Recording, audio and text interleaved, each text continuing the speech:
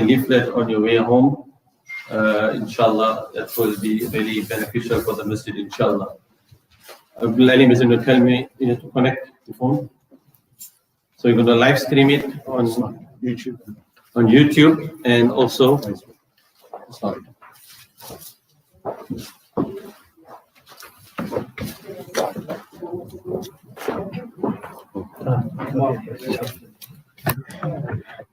Let me just introduce it. Okay, Assalamu alaikum wa rahmatullahi wa barakatuhu. So as you can see, today is a very special talk. It is the collapse of the Ottoman Empire, Islamic history, and we have a very special speaker as Brother Yacoob Ahmed.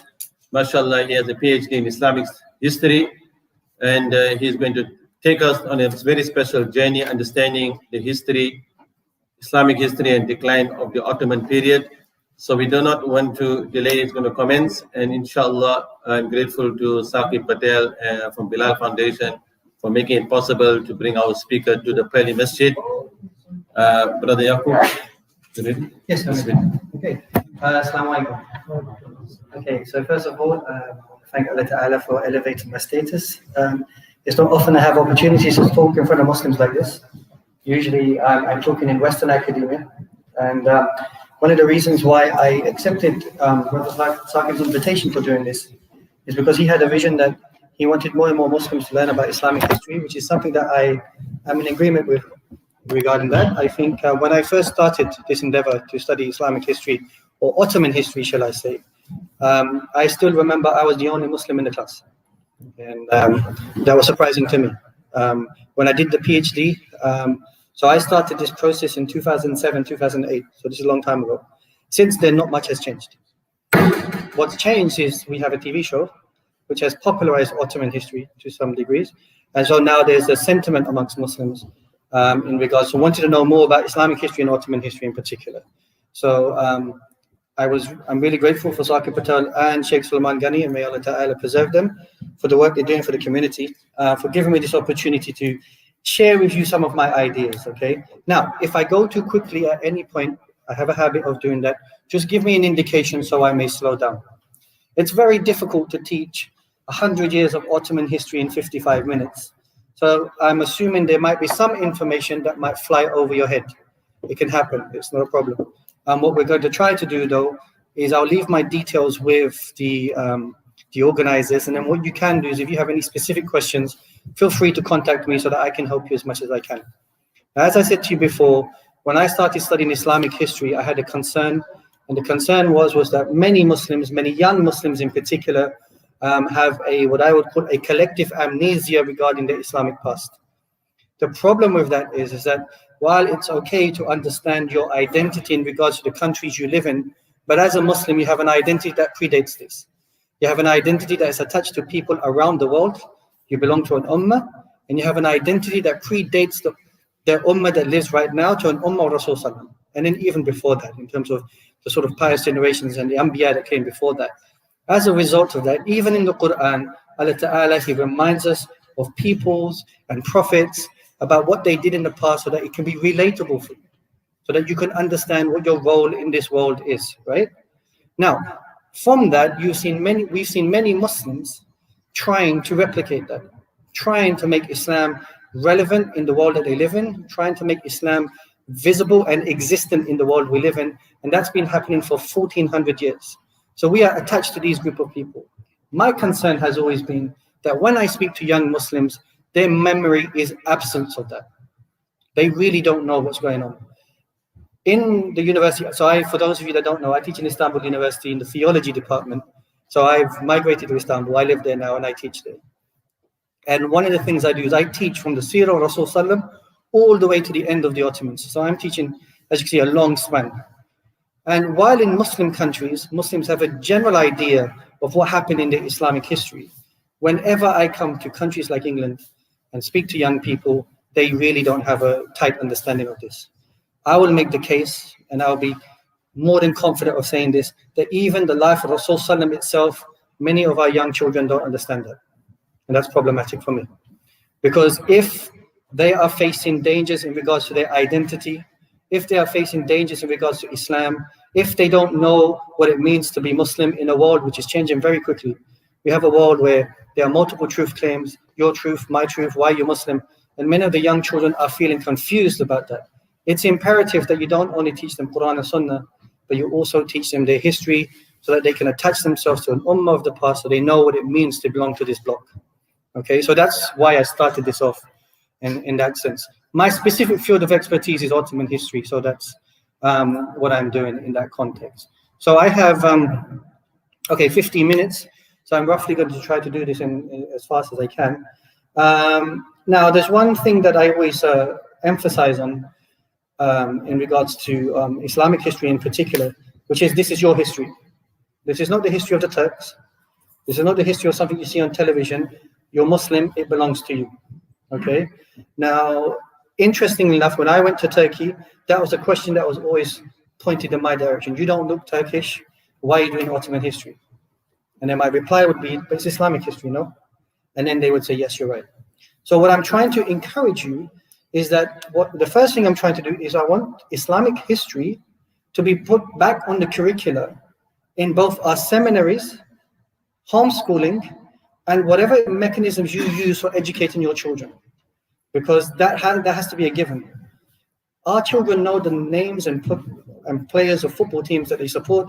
They can tell you the history of those teams. They can tell you the history of top stars and anything they see on television. What they don't understand is the history of the people that they should subscribe to. And that, for me, is problematic, okay?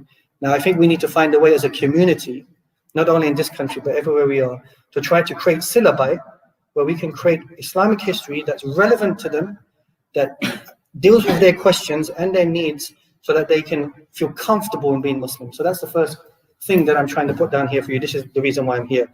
Because I'm a very private person. I mind my own business and generally nobody really sees me. But this is what I'm trying to encourage you. There are some young people here, which I'm really pleased about. Thank you very much for coming. It means a lot that you're here. And there are parents here who should be able to help their children trying to get this information, okay? All right. Are we okay so far? Yes? Alhamdulillah. All right, so let's start off with 1774. Okay. 1774, and what I'm going to do today is I'm going to explain to you the collapse of the Ottoman Empire, what actually happens and how the Ottomans collapse. Because from this, one of the things that Muslims also have a problem with is they don't understand power, they don't understand Muslim power, they don't understand Muslims and authority, they don't understand the complexities of what happened to Muslims and what it means to be part of a multi-ethnic domain. Okay, and this here is a multi-ethnic domain. What that means is you have Albanians, you have Bosnians, you have Turks, you have Arabs, you have Kurds, you have non-Muslims and Muslims all under one roof. Okay, so what you start to see here is how Islam operated with all these different types of people living under one roof, right? So this is really important. In 1774,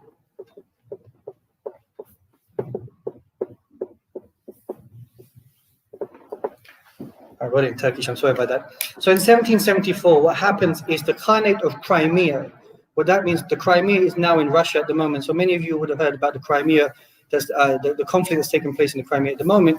And the Khanate of Crimea was under Ottoman rule at the time. And in 1774, they lose it. Okay, this is the first time for the Ottomans there's a loss taking place in regards to Muslims in their domains. It never happened before. This was the first time. And the treaty is called Küçük Kaynarca because of the name of the area. Küçük means small, and Kaynarca is the name of the place. And one of the problems the Ottomans had now is, at the time, the world was, for the Ottomans, divided like this regarding Muslims.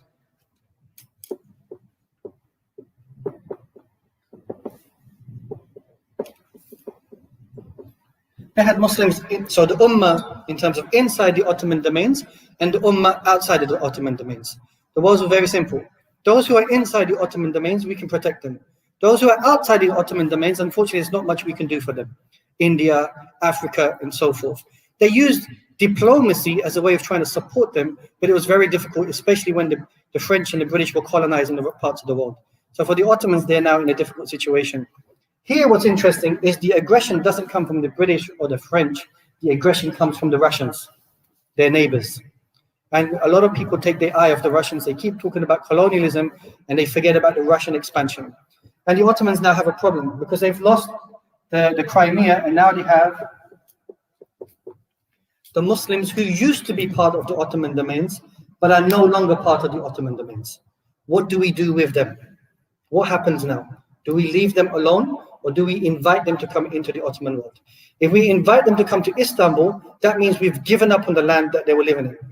If we ask them to stay, they could go through some sort of genocidal process and so forth. So what do we do? You can see that for the first time, there's now a trauma in the Ottoman mind. How do we deal with this? What happens is, so we have these complexity, this interesting idea of what they call Küçük Vatan and Büyük Vatan. So Küçük Vatan means small, nation or patriotism, and Büyük Vatan means the big land, the motherland. And so some ulama made the idea that we should migrate to Istanbul. The Russians have taken this, the Ottomans have ceded it, they've accepted the defeat to the Russians, they've signed a treaty called Küçük Kaynarca. It's over, we should migrate to Istanbul. And some said, no, this is our home. This has always been our home. Islam has been here, we're not going anywhere. So you can see the complexity in the minds of the ulama in that sense. So what the Ottomans did is they signed a treaty. For the first time in documentation, you see the word caliphate being used. Where the Ottomans saying, we are the caliphate, and so we are going to protect the people of the Crimea, and we are going to choose the mufti from Istanbul, and you still adhere to us. It's a strange setup. Why? Because it's under Russian control, but the Ottomans are still trying to have some right over the Muslims. The idea is that one day maybe they will go back. They didn't, but that was the idea. Okay, so this is the first time you start to see now a sort of situation in the Ottoman mind. So what the Ottomans do is they decide that we need to reform the Ottoman domains. We have a situation. If we remain static and we do nothing, then the colonial powers are going to come and they're going to take our empire apart piece by piece, bit by bit. So we have to make a choice. We either do nothing or we go on the front foot. So one of the problems they had is that where the West was superior is the West, or the European powers in particular, was superior in technology. The European powers had this idea of colonialism, and so they started creating technology for trying to attain as many goods as they can for colonialism. I'll give you an example. The train. The train wasn't designed so that you and I can sit on the train and travel. The train was designed to take goods from the south of India to the north of India as quickly as possible. To take slaves from the south of India to the north of India as fast as they can. So the idea of building trains initially was designed for the colonial project. Resources and people as fast as we can. Not only that, but soldiers. The telegram, to get information from one place to another place as quick as we can.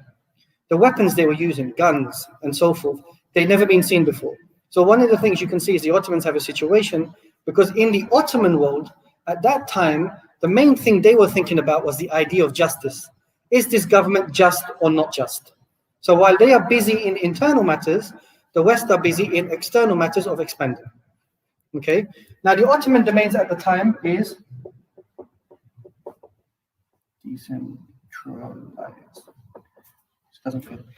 The Ottoman domains were decentralized. So what does that mean? What that means is you have a large domain that spans from Bosnia to the end of Turkey, to the south of Yemen, to all the way up to Egypt and Tunisia and Libya. And this is not controlled, it's one government, but it's not centralized, which means you have local leaders who are doing what they see as significant. And the Ottomans now need to centralize this domain if they want to stand any chance against the encroaching Western powers. Now, when you want to centralize, so those of you that work in an organization, and you say, you know what, there's too many people working here, we've got new machines in, we're going to streamline this, we're going to have to fire some people, we're going to have to remove some people, so there's one person in charge, people get upset. It doesn't matter if you're right. That's just how life is. So when the Ottomans decide that they need to streamline their domains, they need to make it centralized so that they can protect themselves from the foreign threat, people internally felt agitated. And so Sultan, so the next after Abdul Hamid is Salim III, he goes on a reform program of trying to, what you call, modernize his army. And the name of his army was the Nizam Jadid. Oh, that's Turkish, sorry. Okay. So the Nizam Jadid was basically, what he decided is that the Janissary or the ex-army of the Ottoman domains, the objective of the Janissary at the time was to spread the word of Islam, expand the borders and so forth. But now it's very hard when to pay soldiers. So one of the ways that the Janissaries start to make money is that they start to own coffee shops and enterprises as a way of making money independent from going to war. So no longer is booty in the war sufficient to facilitate for the soldiers of an empire that big. It's impossible. So now the army get involved in enterprise. With the army getting involved in enterprise, this becomes problematic for the Sultan himself. How do you now control a group of people who can make money and don't need him? So now you have a bit of a situation. So one of the things that they decided is to create a new army. The interesting thing is so the Janissary like this, you write it like that, which is in Turkish, Yeniçeri. They actually, Yeni means new and Çeri means army or new order. Okay, so this is interesting because it's in Turkish, Yeniçeri. And then when they try to replace the Yeniçeri with the Nizam al-Jadid, it means the same thing, but in Arabic. So what we're starting to see, which is interesting at this time as well, is that the influx or the Islamization to a certain degree of the Ottoman domains, where more and more Arabic and Ottoman and Persian forms are becoming a lot more fused. Selim tries to replace them. It's difficult for him to replace them. So what they do is the Janissaries, they kill the Sultan. Okay, so yeah, a lot of people get surprised when they hear that. What? The Janissaries killed the Sultan.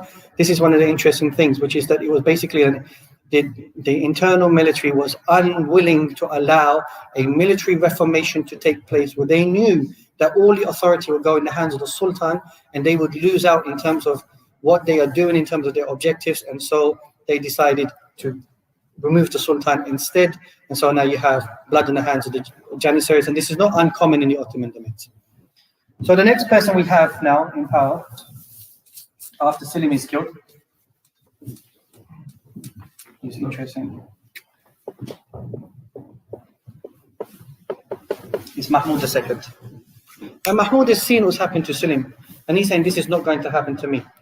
So what Mahmud does is he gradually decides to remove any obstacles in his way to centralize the Ottoman domains. So first what he does is he crushes Ali Pasha in Greece. Ali Pasha was an Albanian governor of Greece who was very powerful, who was very supportive of Istanbul, but he was problematic. He wasn't stepping down. And so Mahmud decides, you know what, I need to take him out. And he sends in the armies and he takes him out. So you can start to see in the Balkan provinces, if I was to draw a map for you like this, this is the Balkans, this is Turkey, this is the Arab provinces. They're now trying to centralize the Balkan provinces. The Balkans was probably the most important provinces for the Ottomans because the Balkans was the Ottoman project. Muslims had become Muslims in the Arab world and in Turkey, we call Turkey today, or Anatolia, prior to the Ottomans. The Ottomans brought Islam to Europe, to the Balkans, the Bosnians, the Albanians, all of these type of people that groups, sorry, not people, but all these groups that exist, ethnic groups, there's because of the Ottomans. Okay, so the Balkans was the Ottoman project. The Balkans could not be lost by the Ottomans in that sense. So they centralize the Ottomans first. The Balkans first. Then the next thing they do is they start to remove any other governors who are problematic, and they take them out one by one, trying to centralize the Ottoman domains. Finally, in 1826, they massacre the Janissaries. In Istanbul, they decide that the Janissaries are not leaving. We need to reform the army. If we don't reform the army now, there's going to be a problem, and we're going to have to do something. So an internal conflict takes place where the Ottomans finally take out the Janissaries in full. And this was a really traumatic period in the Ottoman world, to see this internal contestation, Muslim contestation for power taking place within the Ottoman domains. Now, what you need to understand is that this is nothing new to Islamic history. This is one of the things that shocks many young people, because when they study Islamic history, they think our history is perfect. It's not. We've done many things that they should know and they ought to know so that they can place themselves in the world that they live in that context. Oh, thank you. Thank you. Okay, so the Janissaries get wiped out in 1826. And as a result of that, what we see in Egypt is a response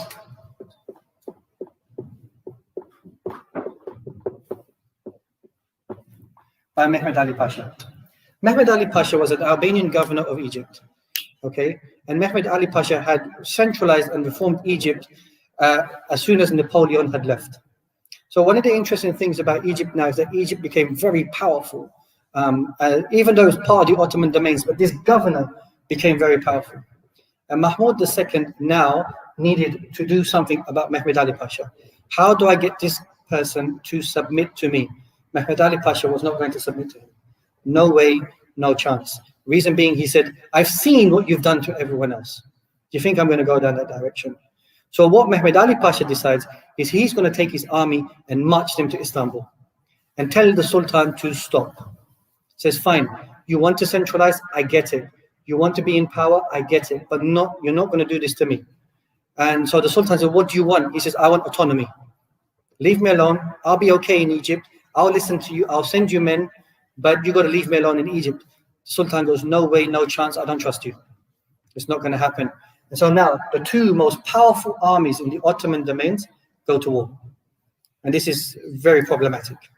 Mehmed Ali Pasha takes his armies gradually north. First makes it to Damascus, then to Aleppo, nobody stops him. Makes it to Konya, nobody stops him. He then gets to Kütahya and he waits because it starts to snow. And he sends a telegram to the Sultan. He says, listen, stop. If you don't stop, my armies are stronger than yours. I'm going to take you out. The Sultan, on the other hand, thinks, no way, I've got a new army and my new army will crush him. But what's interesting is in the past, when it was decentralized, this is interesting, when it was decentralized and you had local leaders, those local leaders could have stopped Mehmed Ali Pasha. The Janissaries might have been able to stop Mehmed Ali Pasha, but the Sultan wiped them all out. This is one of the things you start to learn when you look at history in particular, is that when one person takes too much control and there are checks and balances, it's very easy to take that one person up. So what we're seeing now is the complication between a centralized domain and a decentralized domain. The advantages of decentralization is that there are many people in positions of power. The authority doesn't stop on one person's head. And so the domains, the authority can be shared. The problem with that is that when you want to do something quick and fast, people don't listen. So if you have, let's just say, a business model, and you have one person in charge and many managers, and they're quite powerful, and they're powerful characters, and you tell them, this is what I want to implement, this is what I want to do, and half of them say, no, we're not interested. It's very hard to convince them to do that. So that's the disadvantage of decentralization. All right, the advantage of centralization is, let's just say you take them all away. Say, I'm in charge, I'm going to make all the decisions. But what if you're making the wrong decisions? What do you do now? Right? So there are advantages, but the disadvantages, if you're making mistakes, then everyone is going with you. And so where are the checks and balances on this? So this is what we're starting to see, that the Ottomans want to centralize. And what's interesting is the forces that could have stopped Mehmed Ali Pasha, they don't exist anymore. They can't stop him. Fortunately, in the Ottoman domains in 1838, I should say 39, Mahmud II dies. Now, we don't really know how he dies, but he dies. Okay, and in comes in power his son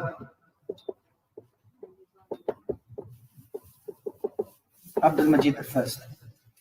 Okay, and this period is known as the Tanzimat period, which means the Reformation period. Okay, Mahmud had to some degree succeeded in centralizing the domains. When Abdul Majid I comes to power, he's only 18 years old. And one of the things that Istanbul decides is that they tell Mehmed Ali Pasha, okay, take it easy, time out. Why are we fighting each other? Because one of the problems that Mahmud had done is he invited the Russians and the French to stop Mehmed Ali Pasha. He thought, I can't stop him, so now I'm going to have to ask foreign powers to come in to help me stop him. And if they can just stop him, then I'll be in charge, and then I could just tell him to get lost. That never happens. It never happens with foreign powers. Once the foreign powers come to your land, they're staying. Okay? So people were warning Mahmud, said, this is not going to work. Don't do this. This is an internal fight. This is an internal struggle. Don't do this. But Mahmud didn't listen. And so when Mahmud dies, Abdul Majid I, he decides to write a document with the ulama and the Grand Vizier called the Gulhane Edict. And in it, they say, okay, enough, stop. No more fighting. We need to pull this together because it's the empires are to the detriment here. Okay? Mehmed Ali Pasha goes, fine, I will retreat, but in return, I want Syria, I want Egypt, and I want my own army. The Ottomans say, no, you can't have that. You can have Egypt and you have your own army. Because I'll have my own army, but I want a lineage. Don't attack my lineage. And his lineage goes up to all the way in Egyptian history, up until when you have the revolution by Nasser in the Egyptian context. So you can see that the lineage stays for quite a long time, right? So now the Tanzimat period is interesting because now that the Ottoman domains is open to centralization, we start to see what we would call reformation. It becomes a bureaucratic state. The bureaucrats come into power. Abdul Majid is still very young. He's 18 years old as a sultan. And so the authority goes into the hands of the Grand Vizier. Okay, so I know it's a lot of information. I'm really sorry. For me, I'm a geek, so it happens. Sorry about it. But you know, to some degree, I'm not going to lie. I wanted to blast you with the information. So when you go home, you feel like you don't know anything. So that then you start picking up the books. Okay, so this is a tactic of mine I'm using as well. The pace is fine. Yeah, it's fine. Okay, thanks. Because seriously, I really want you guys to read. I want you to read. I want you to know. You know. You have a question? Go for it. Yeah, go for it. What's the difference between the Janissary army and the other one? Okay, so the Janissary army was the old army. It was the pre-existing army that came about. I mean, it comes in early Ottoman history, but from the time of Fatih Sultan Mehmed, he sort of institutionalizes this new army, which makes the Ottomans very successful. And what they do is when they go into the Balkans, they take these children, turn them into soldiers, almost like, you know, today's when you have to go into military service, and they become this elite unit. But by this time, the elite unit is not elite anymore. There needs to be some form of reformation. So they create a new army in the hope that the old army can just phase out, but the old army knew what was happening. So this is why there's a contestation, okay? All right, so in the Tanzimat period, what we start to see is military reform, educational reform, and mainly economic reform, all right? What's interesting is you reform the military in the Ottoman world, you reform everything. In some it was the main institution. You still see that in many Muslim countries, that the military is still the main institution in regards to authority. Prime ministers can come and go, presidents can come and go, but the military always remains. Okay, and you have to understand that in terms of how I'm trying to teach you this history, so that when you go to Muslim countries, you have to understand even the politics of today. It hasn't escaped this culture, that the institution of the military. So what the Ottomans did is they said, if we reform the military, then what they did is that naturally reform the education, the economic, and the law. Okay, now we start to see a situation. In terms of the education, they had the madrasa system. Now, here was the problem with the madrasa system. The madrasa system was very efficient for the Ottomans, but now the world is changing. They need new types of education. They need translation, they need technocrats, they need people who understand machinery and so forth. And the madrasa was unable to cope with that. So the Ottomans had to make a choice. We either trash the madrasa and create a new education, we keep the madrasa and we reform the madrasa, or we have two educational systems side by side. Now, they didn't trash the madrasa because they couldn't do that. So, and they couldn't reform the madrasa because too many of the ulama would complain. What are you doing? Don't touch the madrasa, you don't know what you're doing. So they said, let's have a parallel system next to it. We teach ulum ad-din in the madrasa, and we'll have the new education in the new civil schools. Okay. Now, the problem with that was that for the first time you're starting to see that whereas Islam was teaching everything, now Islam became specialized. Okay. In that sense, now the madrasa was only the place for people to be ulama. Whereas in the past, if you see historians, philosophers, thinkers, doctors, all of them were coming out of the madrasa system. Now that wasn't happening.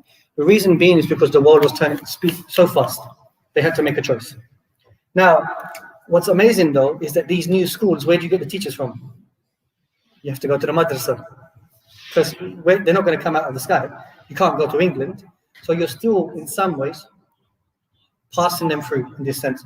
So there is still a connection, but now you're seeing two clear. Oh, okay, that's excellent.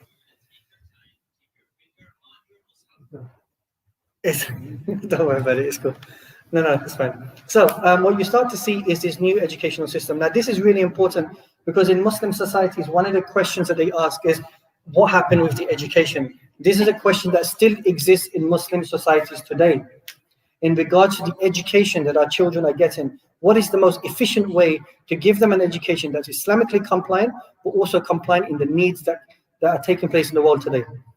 We start to see this in the beginning of the Ottoman period. But there's a lot we can learn from this in terms of the challenges and choices they had to make in this context. The law, they start to have more civil law courts. Okay, so one of the interesting things is we call it the Majalla. The Majalla was a book on civil matters, mainly to do with transactions.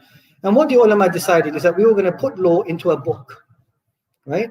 In the past, the ulama would have to memorize hadith. The qadi was in charge, and we call it, like qadi justice. You come and the qadi passes something through, and that's. But the Ottomans said, okay, look, in these civil matters, it's too complicated to have too many of these judges. The process is very slow. The empire is expanding big. We can just put regular scholars in these courts, and we'll just give them Majalla, which is what? You just take out a book, open it, page 54, close it, put it back. That's the law, right? Print press. The print press changed something. The print press is really fascinating because today we take for granted the print press. I give an example, the Mus'haf. In this period, the Mus'haf was written by hand. There was no printed version of the Mus'haf. So the only people that had Mus'hafs were people who were rich or people who were students of knowledge, right? Apart from that, you don't have Mus'haf. So what happens? People are memorizing Quran. That's one.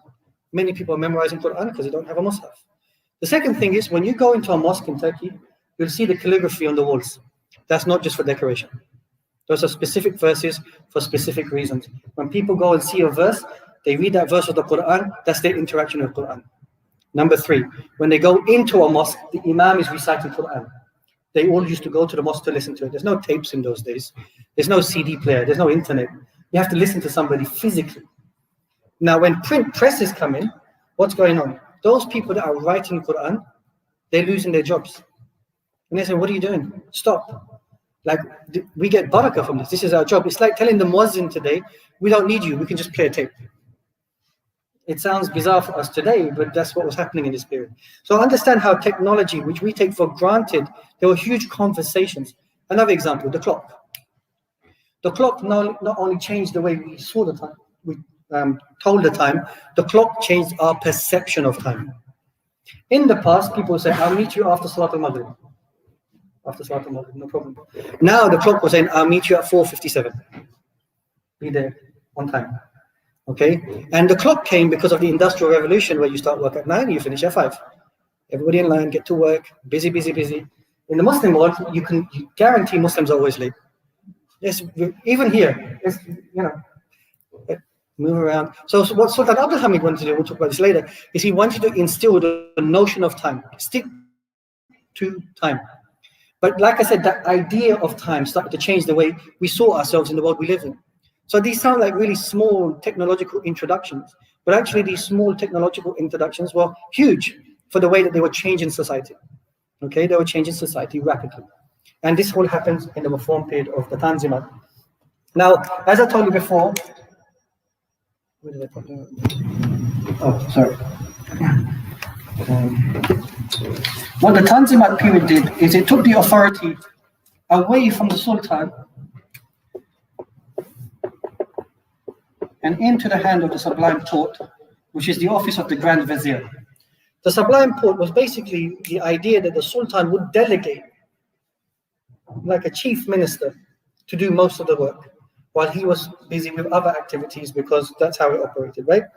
And in this period, unfortunately, the authority, because the Sultan was very young, went into the hands of the Sublime Porte, into the office of the Grand Vizier. And the Grand Vizier's reform package was happening so quickly that it became very problematic for the Sultan to get authority back.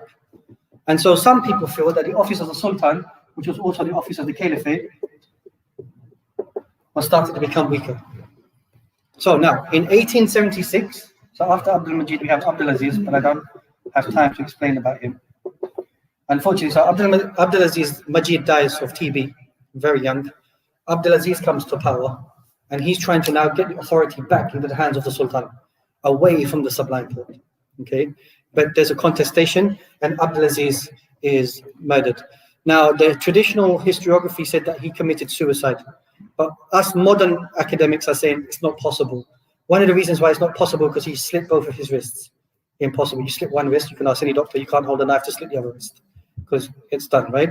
So the chances is that he was executed.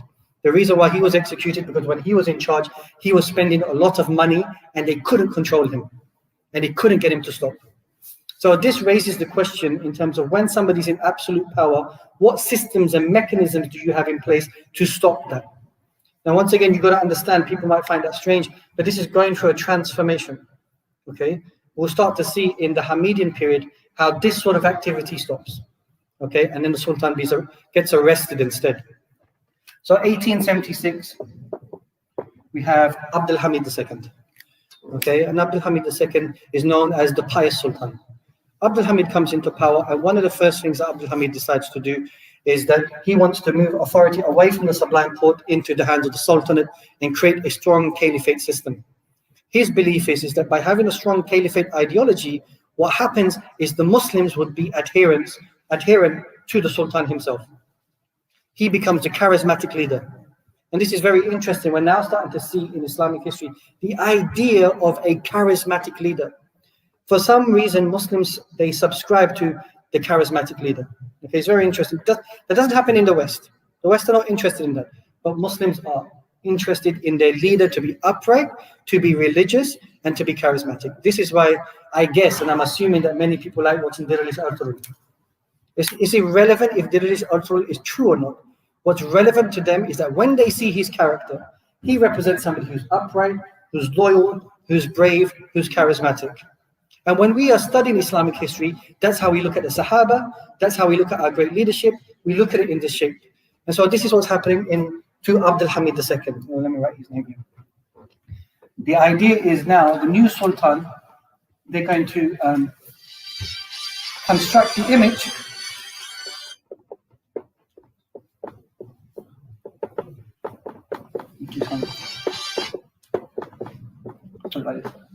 okay, they're going to construct the image of the new Sultan as the Pious Sultan. Okay, and Abdul Hamid did a lot, in fairness. One of the interesting things that Abdul Hamid did, which is different from the British actually, is he built the Hijaz railway station. The reason why he built the Hijaz railway station is to try to get the pilgrims to be able to go from Istanbul to Makkah and Medina by train as quickly as possible. Okay, so whereas the British were building the trains for moving slaves and commodities, Abdul Hamid built the train actually for the pilgrimage. So what you start to see, why is this important? What you see then in Islamic societies, and one of the points I'm trying to make to you is that when we're studying Islamic history, I want you to understand civilization. I want you to understand that when something goes into an Islamic civilization, it becomes Islamized, and then we use it differently. And so what happens is we take the train from the West, but we adapt it for different reasons. We take the print press from the West, but we adapt it for different reasons. We take the clock from the West, and we adapt it for our own needs, but there are still problems with it. And tech is very fascinating. I'll give you an example because many people know I used to be on social media. I'm not on it anymore because when it first came to me, I thought this is great. I can contact people around the world. I've got WhatsApp. I don't need text messages anymore. People can contact me anytime. Now I live in Turkey, they send me messages at 3 a.m. And I wake up, I see the sound of 2 blue ticks, and now they want me to reply straight away. No, I don't need this headache. I'm talking to someone, and my phone is going crazy. And so there's a third person present while I'm talking to someone. Now, when I first had WhatsApp, I didn't realize that was going to be a problem. But now I see the problem with it. So that's the interesting thing about Muslim societies. You have to understand is when the tech goes into it, it's hard for the ulama to know what the problems of this tech is going to be. They make a decision, is it halal or is it haram? Technically. Then when it comes into societies, then you start to see the problems. And then you have another debate. Okay, how fruitful is this in our communities, in our societies, right? And that's something that we need to speak about all the time. So people often make the argumentation that why are Muslims so slow regarding tech? What happened to them? Well, this is what's happening. That when tech comes in, there has to be this vigorous debate of how beneficial is this tech when it comes in. All right, so Abdul Hamid, he improves the school system, he centralizes it, and he uses a concept called Ittihad Islam. He focuses on Muslim unity. He believes that if he focuses on Muslim unity as a concept, then that will protect the Ottoman domains ideologically from the outside. He's saying, yes, improve the tech, reform, but you have to. But if the Muslims emotionally are not bond together and they don't have a belief that they are one ummah, we're going to fall apart. And it's very easy to disunite people. One of the interesting things that we learned from this period is very easy to destroy, it's very hard to build. It's hard to create civilizations, it's easy to destroy them. It's hard to create tech, it's easy to destroy them. It's hard to create unity, it's easy to create fitna. Okay, and you have to understand that. This is why in Islam, we keep reminding you of unity, but it's very hard. You have to drop your ego, you have to drop how you feel, and you have to work very hard to keep the communities together. Even now, in this country, whenever I come back, one of the concerns I have is the community is just not tight enough. I'll give you an example. When Hagia Sophia happened, the critics were united in their criticisms. The Muslims were fighting amongst themselves. And for me, I found that surprising, because that sort of like disunity means that there's a lack of clarity in the community itself, because they don't know where the fault lines are of what they should be unified over. That discussion has to take place. Yeah. During this time period, is the Western world applying pressure to them? Yes, so the Western world is now applying extreme pressure on them. And this is one of the interesting things. People often make the argument that the Ottomans failed the Muslim world. Actually, that's unfair. What you could make the argument is the Muslim world failed the Ottomans in some ways, because they were already colonized. And so the Ottomans were the only entity left that was staying away from colonization. What makes the Ottomans unique is they were neither colonizers nor were they colonized. They were abolished. Okay, it's very different in that context, okay? One of the ways we know that they were not colonizers is because when you look at Albanians, they don't speak Turkish. When you go to Algeria, they don't speak Turkish. You start to see this. In actuality, when you see Ottoman Turkish, which is what we read, there are more Arabic and Persian words in that language. And the language of colonization never works like that. The language of colonization puts its language in your language. It doesn't embrace the other way around. So Ottoman Turkish was very unique in that context, okay? In that sense. So Abdul Hamid is in power for 30 years, and he's pushing the idea of Ittihad Islam. Okay, I have 15 minutes, we can do this. Inshallah. Okay, I feel like a magician, I'm doing tricks. But one of the interesting things is that he's been in power for too long. Okay, power for too long. 30 years, 33 years in power is a long time.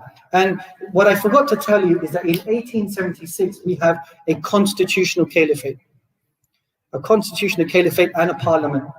But there's a war in 1876, and in that war, there are too many decision makers in parliament. It's too slow. Abdul Hamid is not happy with this. He scraps the parliament. He says, I'm done with this. I'm the person in charge.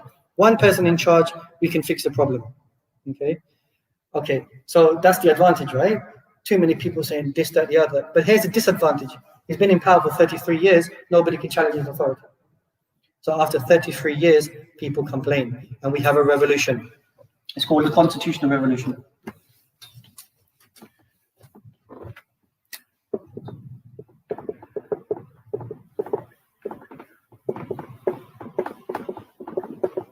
So in 1908, we have a constitutional revolution. We have a movement of military soldiers who decide that they want a constitution to hold Abdul Hamid to account.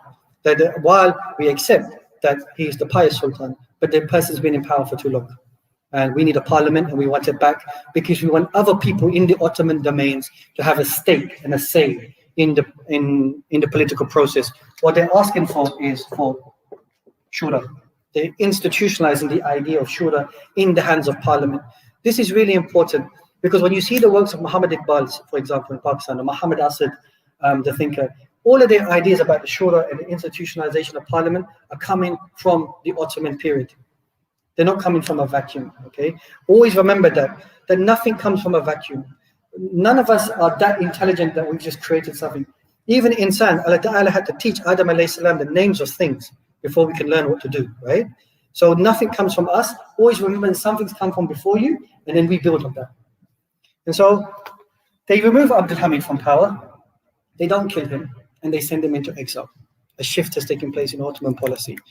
Now the problem, what could be the problem of having a sultan away and there's another sultan around, is that sultan's influence, existing influence, can be problematic. I'll give you a crude example, Donald Trump. He's not happy that Obama and all of these presidents exist because they can undermine his authority. Whenever he says something, you have Carter, Bush, and Obama, they step forward, and Bill Clinton telling him that's not the way a president operates. It's problematic for him.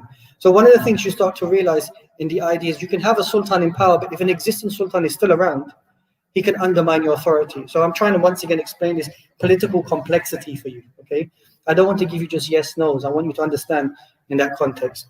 But anyway, Abdul Hamid is removed and the revolution happens. And by 1911, they haven't even been able to institutionalize a constitutional parliament.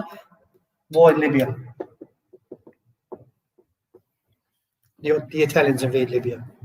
And so the Ottomans don't even have time to adjust. And the Libyans have been invaded by the Italians. Now, this is important. Why? Because a lot of people look at Omar Mukhtar in particular as the sort of like resistance fighter against the Italians. But a lot of the guerrilla tactics were taught by the Ottomans. A lot of the weapons came from Istanbul. They gave it to them. They said, put them there. They said, okay, look, there were fights. So Mustafa Kemal was in Libya. Enver Pasha was in Libya. They were there. And this is the first time you start to see guerrilla tactics because the Ottomans are militia. They're military, they're an army, they know what to do. But why did the Ottomans leave Libya? Because in 1912, the Balkan Wars, and the Ottomans have to make a choice. Libya or the Balkans. And remember I told you before, the Balkans were so important for the Ottomans, it was their project. So they had to make a choice. So what they said to the Libyans is, we're gonna leave these weapons for you, we're gonna leave these know-how for you, and we're gonna have to go up north, and you're just going to have to survive. And if you survive it, we'll come back. And if you don't, we're going to have to work this out. Okay, so understand what's happening so fast. Okay, the Balkan Wars ends with the Ottomans losing the Balkan Wars. And they lose huge territories in the Balkan period, up until Edirne. So for those of you that have been to Istanbul, Edirne is the next capital city of the Ottoman domains, and it's very close to Istanbul in that context. And that's how much of the Balkans they lost. Then in 1913, what happens is the Serbs go to war with the Bulgarians. The Ottomans see this as an opportunity. They go back and they take some land back. Now these wars are only 1 year long. Libya is 1 year. The first Balkan War is 1 year. The second Balkan War is 1 year. So the Ottomans say, okay, fine. What happens? World War I. 1914, the world is changing. The colonial powers are fighting each other. The Brits, the French, the Germans, and the Russians. They're competing over each other in regards to resources. And the Germans decide to invade Russia. Okay, so the enemy to the Russians were the Germans. Now, the Ottomans had to make a choice. Who are we going to side with? Do we side with the British? The British said, we don't want to get involved in the war. We can't side with the Russians because the Russians are our enemy. So we're stuck. So we're going to sign a treaty with the Germans. They signed a treaty with the Germans because the British and the French refuse in some ways of trying to help the Ottomans out. Now, this is what's intriguing. The British do get involved in the war. And the way they get involved in the war is through the back door. The treaty is this. If the Russians are attacked, then the French will get involved. If the French are attacked, then the British will get involved. The French weren't attacked. The Russians were attacked. But because the French got involved in the war, the British got involved in the war to protect the French. So they came through that way. And the Ottomans had aligned themselves to the Germans, and then the Germans got involved in the war, and now you start to see the collapse of the Ottoman domains. What you start to see is a long, drawn-out war, okay? The Ottomans never expected that. And they made many mistakes in the war effort. 1918 is an interesting year. The reason why 1918 is important because we have the Bolshevik Revolution in Russia. They want communism. The Russians are out. But one of the interesting things the Russians do is they put out the documents of Sykes-Picot. They tell the Ottomans that the British and the French have designs for the Arab world, which nobody knew at the time. They were oblivious to this. They were oblivious to the fact that the British and the French wanted to do a smash and grab in the Arab world.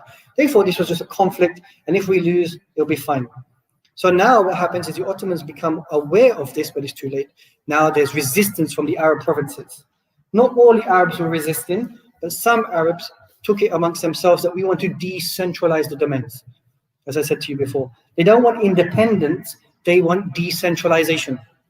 They've been asking for decentralization for a long time because they're saying, we don't want Istanbul to make all the choices. And they were promised, however, by the British that if you go along with us, we will help you decentralize these domains, and you can get your sort of semi-autonomy. But the British didn't have these designs at all. What the British wanted also, they wanted to take it all. Okay, this is one of the ways that the British operate. So 1918 becomes a fault line year because the Arab provinces become independent from the Ottomans. The Arab provinces are now lost. And this is a huge shock to the Ottoman system, the loss of the Arab provinces. Actually, what's interesting is the Ottomans were more shocked at the loss of Baghdad than they were at the loss of Mecca and Medina, which surprises some people sometimes. But Baghdad was like the pivot for the entrance to Mecca and Medina. Lose Baghdad, strategically you lose it all. And Baghdad was the city of the Abbasids. That was heavy in their mind because they knew that that's a loss of power. That's a loss of center of power. So in some ways, you can't get to Mecca and Medina if you can't get via Baghdad. So once the British took Baghdad, they knew we're in a mess. And then imagine your soldiers, for so long you're fighting, Mecca gone, Medina gone, Aqsa gone, Baghdad gone, Cairo gone. This is really hurting the resolve of the Ottoman armies, right? Really shocking their system. There was a locust infection, malaria. And so some Muslims started to believe that Allah was punishing them. You know, what's going on here? Like, are we being punished by Allah? So understand the war situation, what's going on. By 1920, okay, we now have to go to Turkey, mainland Turkey. Everything's been lost, okay? The only thing we have left now, sorry, 1918 is interesting also because of the British occupation of Istanbul. The British occupation of it. The British, I have 5 minutes. We're going to finish in 5 minutes, we'll be all right. All right. We have the British, the French, and the Greeks occupy Istanbul. And this Hagia Sophia question is important. Why? Because it comes to 1918, actually. A lot of people don't know that. When the British, the French, and the Greeks occupied Istanbul, they had designs that now we want Hagia Sophia back. It had been a mosque for 500 years. Nobody even thought about it. But 1918 was the fault line moment where the Greeks were now starting to create this imagination of a Greek authority. And they wanted parts of Turkey, like so Izmir, so forth, right? And they wanted Hagia Sophia. Now the Turkish armies, they fight back, they expel them, and they keep it. And so this agitation of Hagia Sophia has been going on since then in terms of the Greek mentality. Now, 1920, there's what we call an internal struggle in Turkey. Factions that want to maintain the caliphate and factions that want a Turkish republic. At the time, it's not said whether they want a Turkish republic or not. That's not declared openly. So we don't know of that. What we know is that there's an internal struggle with a group of soldiers in Ankara. So we have two governments. We have the Istanbul government and the Ankara government. We have two governments. The Istanbul government is compromised because of the occupation in 1913 by the British forces. So the idea is to move inland. You're inland, the British forces are not there. You're safe, and you can make decisions from there. But what actually is happening is a contestation between these two governments. And this government is heavily compromised. Okay? And then we have the Treaty of Sevres and then the Treaty of Lausanne that takes place to expel this. And this government is successful in doing so. Now, this is important because in the Indo-Pak region, at the same time, we're seeing the movement of the Khilafat Committee. Okay, this movement in the Indo-Pak region that we need to save the Ottomans. And they're sending money and they're sending people and so forth, save the Ottoman domains. So what you start to see is that the Ottomans had not only managed to mobilize soldiers inside, they had managed to mobilize contestation outside. Okay, what did they do? 1923, the Ankara government decides to abolish the Sultanate. Okay, so we don't want to touch the Caliphate, it's just the Sultanate we're not interested in. The Caliphate will stay, we can have an elected Caliph, no problem. 1924, one of the problems they have is that the Indian Muslims are harassing the Turks. What are you going to do about the Caliphate? What are you going to do about the Caliphate? And so the Turks decide that due to internal contestation and outside encroachment, we're going to abolish it. We're done with you. Leave us alone. We're going to start with a Turkish Republic. We're going to start with new, something fresh. We're done. Everybody out. Leave us alone. So then that's what happens. Okay? And so then slowly, when the Turkish Republic is formed, you start to see the Reformation process, and it's an aggressive Reformation process. Ottoman Turkish becomes Turkish. The madrasas get closed down. The ulama can no longer wear a hat. If you wear a hat, you go to prison or you get executed. Yeah, you have to shave your beards. You have to wear uniform in that sense. And one of the things I'll tell you is it's interesting. Clothing matters. So one of the ulama, he said that first they take away we dress, then they take away the way we think. So when we wear clothing, it's a projection of who we are. And he was strongly in the belief that the clothing we wear represents who we are as Muslims. And so if you see some of the photos in those days, it's impossible to find a single person without a hat. Impossible. I've never seen a single photo with a person without a hat. For them, they died for the hat. It's unbelievable. So we talk about women taking off the hijab today.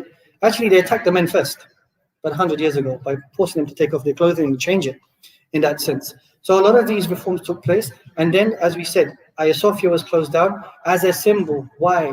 Because Hagia Sophia wasn't a mosque, it was the mosque of the Ottoman Empire, because it was where the caliph was inaugurated as the caliph. The bayah was given in Hagia Sophia. So in the Turkish mindset, you have to understand, the reason why I'm explaining this, is they didn't understand why people were upset, because for them, the contestation was internal. It was this internal conflict of what happened to them in the 1930s. For example, the azan was turned into Turkish, right? It was this internal contestation that they were fighting over. They didn't understand why Muslims were getting triggered all of a sudden in Europe because of these issues. Because for them, this is the history. This is what's going on in that context. 24, you have the Turkish Republic, and then everything changes. So that's it. Oh, that's it. Okay. So I'll go back to you. I'm really sorry that I had to give you like a crash course in this context. The idea is, or the hope is that I want to see more young Muslims studying their history, because we need intellectuals. When I was young, 10 minutes, I've got 10 minutes. Okay, then I can give you some advice for 10 minutes and I'll come to your question, okay? When I was studying my PhD, I'll tell you something interesting. I was told that who's going to pay you to think? Who's going to pay you to think? Because I wanted to do a PhD in Islamic history. Because we encourage our children to be doctors, nurses, engineers, and so forth. And yet what we lack in our communities are thinkers, people who can think on our behalf, people who can decide what's right and wrong on our behalf, people who have wisdom in our communities.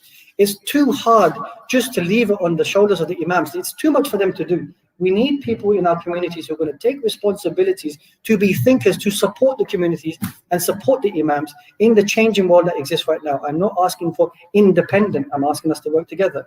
But what I want you to do is to invest in people to think, because Allah, He gave you aql, which distinguishes you from animals. You think. So why do we not have thinkers? Western societies have thinkers. We lack thinkers.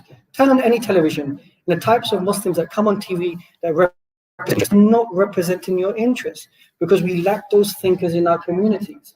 So I'm emphasizing that when I started studying history, in Western society, the humanities is designed to create thinkers. That's what it's designed to do. The humanities in Oxford, Cambridge, create thinkers. These people are historians. They think about the past. But I saw very few Muslims. Yes, I know it's expensive. We need to find ways of pulling money together to create thinkers in our community who can find ways of providing solutions, not only for us, but for their future. That's one, okay? So that's why I really want to emphasize this. I'm a very quiet person who minds my own business. It's rich coming from me because I haven't come out and said, and doing the same. But I live in Turkey right now.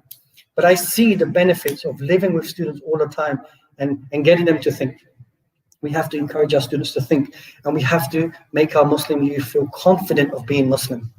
Don't be embarrassed about being Muslim. If I have 10 minutes, one of the things that I always teach my students is their shahada. They need to understand it, and they need to understand it properly. If you say ashhadu, the word shahada, Arabic is really beautiful because it's very precise in the way that the language operates. So shahada is a shahid. So if I'm a shahid at a wedding, when like Sheikh Sulaiman's asking me, you're shahid to this man marrying this woman, what's he asking me? He's not asking me, what did I see? He's asking me, what do I know? Right? You're a person of knowledge. You have knowledge of this person. Is he a good man? Yes, I'm a shahid. I'm a witness to this man. So when you're saying ashhadu, what are you saying? You're not saying, what are you looking at? Nothing. You're testifying that you have knowledge of something. Well, what do you have knowledge of? Ashhadu an la ilaha illallah. You have knowledge that there is nothing but Allah. And you start with what? La, no, a negation. And no is, there's no ambiguity with no. No is certain. Do you want tea? No. Are you happy? No. Would you like to go on holiday? No. It's certain. There's no uncertainty here. So the first thing you start off, you're testifying with knowledge, with certainty. And our young kids, I feel, are uncertain. There's a confusion. Why are they confused when the Shahada is telling them they must be certain? Certain of what? Of Allah Ta'ala's superiority.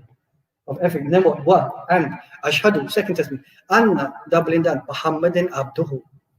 Rasul Sallam is Abduhu. If he is Abduhu, then what are we? We are also Abduhu, right? But what does that mean? Abdullah means you are a person to do ibadah. You're being put in this dunya to do ibadah. Then do ibadah. That's where it comes from, right? So your testimony is to do ibadah. And how do you do it? Wa Rasulullah. In the way that he brought it. And so the Shahada is with such conviction that I want young students, when they're studying Islam in the past, to do it with testimony, that they're certain, that they know what they're doing. Okay, that there's a reason behind why they're studying. And this is why I'm trying to encourage you all. I'm not going to be here in this country, but I want to support you as much as I can. But I want you to create curricula and think of ways where we can make Islamic history relevant, because even the seerah is not taught well. So this is what I want from those of you. So I know I have 5 more minutes, so I'm going to open up the Q&A. Go on. Yes, Towards the end, Ahmed, what were the ambitions of the Sharif of Makkah and the House of Saud? Okay. Please, Sure. So the question was, what are the ambitions of the Sharif of Makkah and the House of Saud? So the Sharif of Makkah was basically, they were under the tutelage of the Ottomans, and the Ottomans often would support them, and in return they would support them back, right? But as World War I happens, the Sharif of Makkah himself starts to initially wants decentralization of the Ottoman domains. And then when he realized there's an opportunity where the Ottoman Caliphate has collapsed, there was a hope that maybe the Sharif of Makkah could become Caliph, and that his children could be in charge of the other parts of the Arab domains, like Iraq, Syria, and so forth. And then what happens is the House of Saud rebels against that. Because they basically are not content with Sharif Hussein as being a competent leader in charge. And then there's a contestation between these two houses. And what's intriguing is the British provide weapons to both to see which side would win. And then the House of Saud had won, and Sharif Hussein had majorly lost out. And then the British take Iraq, and then the French take Syria, and then the British take Egypt, and then basically everything's been lost. And so then they're given Jordan as a piecemeal to keep them satisfied. Yes, bro. can you recommend a book which will provide reading? Yeah, this is the number one question I often get, which is, can we recommend a book? And unfortunately, we don't have these primers which I can recommend, because one of the things I didn't tell you is that history is ideology. Okay, whenever you're reading a history book, it's always from someone's perspective. And so one of the things I'm trying to teach you guys, or young people when I'm teaching them, is how do we read source information where we can extract what is relevant and what is not relevant. That requires discussion and debate. So one of the ways that we teach Islam, which is different from the Western way, is that in Islam, books were written to study, right? The alim writes a book, you sit with the alim, and he teaches backwards and forwards. That's the way the books are designed. It requires a teacher. The teacher is the institution. Western books is done via print capitalism. What that means is that we write a book it's sufficient information in the book. It doesn't require the teacher. But the problem with that is that often you can read the book and assume that that's truth, and there's no debate involved. So one of the things I'm trying to always encourage is, I can write down a list of books for you, no problem, but I still want the vibrant discussions in the community. Why is this right? Why is this not right? So the talk I gave today, I would like to see lots of things like this, which are vibrant in the community, lots of talks on Islamic history and so forth, so that we can, like you having these questions, and I can answer them, and many of us can answer them and have this debate to create it vibrant in the community. You know, what Rasul did with the Sahaba is amazing. He invested in them as people. So you can create institutions, you can create businesses, you can spend money on science, but you must invest in people. When he invested in the Sahaba, whether they had money or no money, they ran with it. Invest in your people, invest in your community, invest in the kids. And I think that's the way. So we want to create that community. But I can write a list for you, no problem. So Risakib, I can give you a bibliography, and then we work from there, okay? But I just want to add that. Yes, bro. Two quick questions. Sure, bro. First is, you explained in the last, probably the last half of the Ottoman Empire, started in 1400s. How would the Ottomans controlled all the three holiest places? How was the, I know the majority of the Ottoman Empire were non-Turks. How did the Arabs actually embrace? Did they embrace it? Did they really take them wholeheartedly?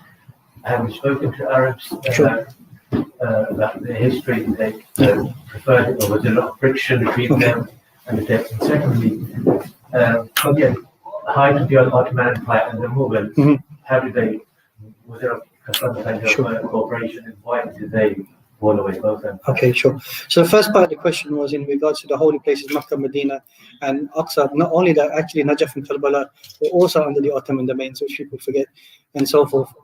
Which is, how did the Arabs respond? Was it positive or negative regarding this being in the hands? Usually, these cities were in the hands of the Muslims locally. The Ottomans were the central power, as I said, but it was still locally administered. But by and large, there wasn't a problem. Now, when the nation state is created, the nation state had to make the Ottoman past look negative as a way of legitimizing the current nation state. Because to create a new nation state, you have to complain about occupation that came before, right? Now, why is that happening in India and Pakistan with the British occupation? In the Ottoman domains, that wasn't the case. So when the new nation states were formed, they created very negative perceptions of the Ottomans in the curricula, which is still very common, which is a mistake. And Arab academics, unfortunately, are not working as hard as Turkish academics when it comes to Ottoman history because they want to forget that. I think that's a shame because I'm an independent. In that sense, I don't have any need, but I've seen that in the Arab world, they need to understand the Ottoman past better because the Ottomans did many wonderful things and usually it was locally administered. The second one, the Mughals and so forth. I mean, the Mughals were very far away to some degree, and then you had the Safavid dynasty in between. So there was no real problem. It is true that some Mughal sultans rejected the Ottomans as the caliphs because they were in charge, but it doesn't really matter because the Ottomans control most of the domains. So in that sense, it wasn't the case. Jazakallah khairan. Okay, we'll take your last comment and then we'll end the program. In your opinion, to what degree does the fall of the Ottoman Empire actually reverberate in our modern world? And also, by extension, how relevant is it really when trying to understand our own lives? Sure. So the question was that first point was how does it reverberate in terms of what's happening in the world right now? And second one, is it relevant? Okay, that's a fantastic question. The first one is it still does reverberate to some degree. You can see the contestation in that part of the world already being contested over the Ottoman past. We can see with the UAE, Egypt, Syria, and so forth. Your identity doesn't begin with the creation of the nation state. Your identity goes before that. I'll give an example. People of Haifa used to be a lot closer to people of Damascus rather than people of Jerusalem. They never subscribed to being Palestinian. They were people of Bilad Sham. That's an important idea to understand in terms of your memory. Now, I think it's correct to say that since then a lot has happened.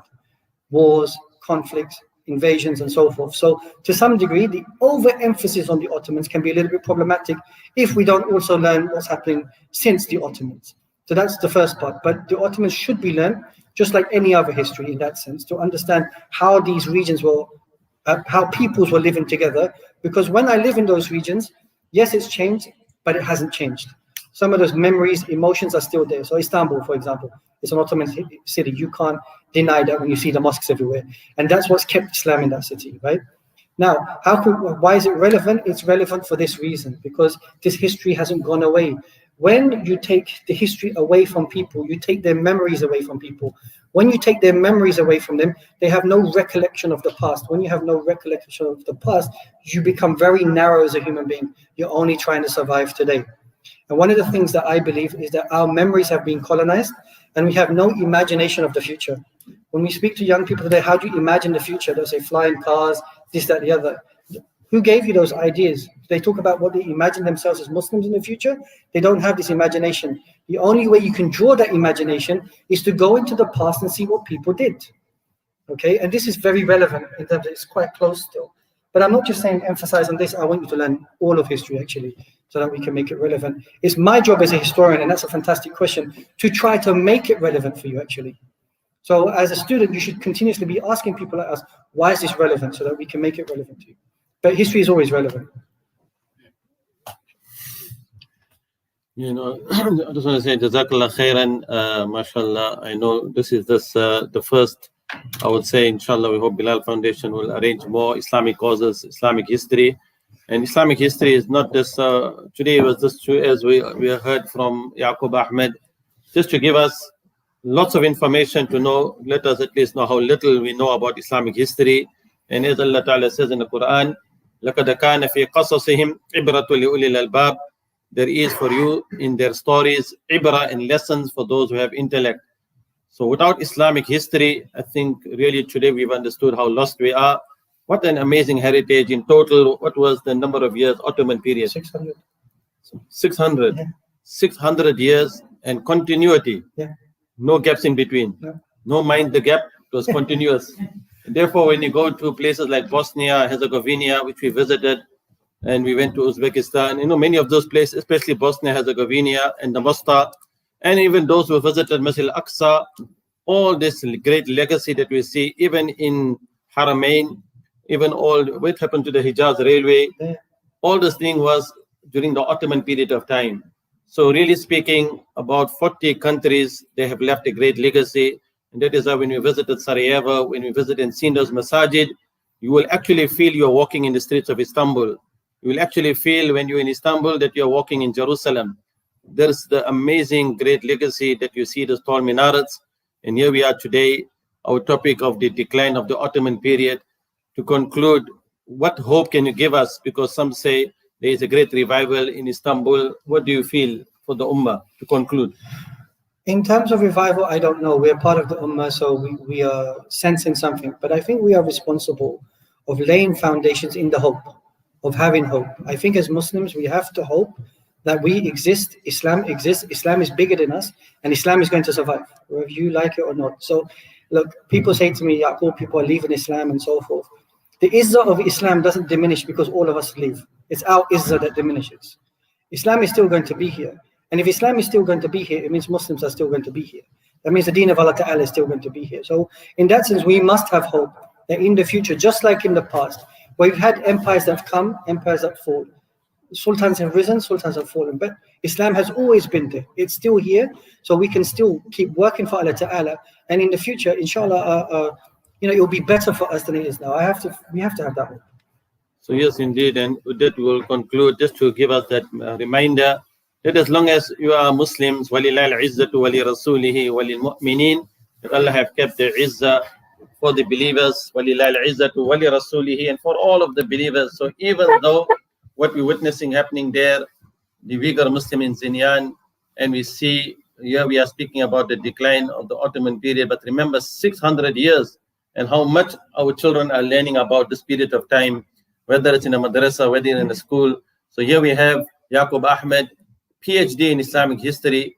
How many of us have really understood and know of those who have specialized in this type of topics, which is really, really beneficial for us. It gives us a feeling that indeed we should not despair from the mercy of Allah. And we pray and make Allah Ta'ala make this a possibility that in the future, when Yacoob Ahmed visits us, or when you visit Istanbul, can we visit you in Istanbul University? Sure. Yeah. So we will register for the course there, and then we'll all go and take a full lesson on Islamic history, and that will be sponsored by Bilal Foundation. Is that correct? Yes, come. Bilal, come. Brother Bilal, obviously, I just wanted to remind you that his father passed away during the COVID-19 when it was really at its peak. And Bilal Patel, we knew him for many, many years, and he served the community, and he was many had passed away, and he used to take care of the burial. How many times I accompanied there, and I think it was 6th of April, the day that came that we had to go to Eternal Garden and bury his father. We pray, may Allah Ta'ala grant him high status in Jannah. We pray and make Allah Ta'ala make this work now. He has inspired his son, even though he didn't see him in his lifetime doing this type of work. We hope that, as we say, when the son of Adam dies, 3 things benefit the person in a grave: sadaqatun jariyah, ilmun yuntafa' bihi, wa waladun salihun yad'u lahu. Waladun salih, pious son who will make dua for him, inshallah. So we hope and pray that you remain pious. Ameen. So give us some concluding words here. This bayan was basically a sadaqah jariyah for my father, ongoing knowledge. This was the plan basically, but me, Yacoob, and a group of us brothers are getting together to possibly create a course for the community and for the madrasas, whoever's willing to actually learn and invest, as Dr. Yacoob has said, in knowledge, in this specific field of knowledge. It's imperative that we learn, because if you look at the Black community, if you look at the African community, they are changing their narrative. They are not accepting what they are being taught. There is a conscious effort to redefine history. And this is not so much so in the Muslim community. And it's a sad state that we're happy to earn money, go home, live, and do what we need to do without considering the greater, consequences of our ignorance. So we, inshallah, with the Khalil Institute, Bilal Foundation, Dr. Yacoob Ahmed, we are going to come together to create a course. Inshallah, if you guys can give us feedback about what you felt about this talk, it would really help us in designing the course. The African communities are coming together and opening Saturday school, which they call Pan-African schools. Then we should open or have some facilities of Pan-Islamism schools. Pan-Islamism is not synonymous with terrorism. You hear all these labels being thrown around, but learning about your religion doesn't make you a terrorist or doesn't make you anything of that sort. Knowing your history will enlighten you and allow you to hold conversations with the relevant people. So inshallah, I hope you take on board what's been said and give us some feedback. There are a few courses coming on. Let Sheikh Suleiman know, inshallah. So, yeah, Jazakallah khairan. And finally, to conclude, that we are grateful that here at the Pali Masjid, as we have this is our first event since the long absence of the Masjid. I see some old faces have come back because of the barakah of this event. So don't forget, we see our sisters, they are struggling, sitting there in the back. They need one floor for themselves. Is that correct, brother? So inshallah, on your way out, do take the leaflet. And inshallah, in the future, we hope that Allah Ta'ala make it possible that this Pali Masjid will be built from the foundation. And with your support and your du'as and prayers, we just hope and pray Allah make it a possibility that can be got brother Yacoob Ahmed in Istanbul, and he's going to send us a special architect to have a special minar. I'm joking. Like Sinan Minar, we want to build a small blue mosque here in Pali. Can you help us? Inshallah. May Allah reward you all abundantly. Inshallah, after the Sabbath, going to call out the Adhan. And when you call out Adhan, you're going to feel that you're in Ayah Sophia, mashallah.